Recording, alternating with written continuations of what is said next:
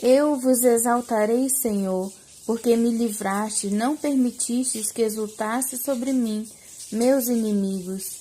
Senhor meu Deus, clamei a vós e fui curado. Senhor, minha alma foi tirada por vós da habitação dos mortos.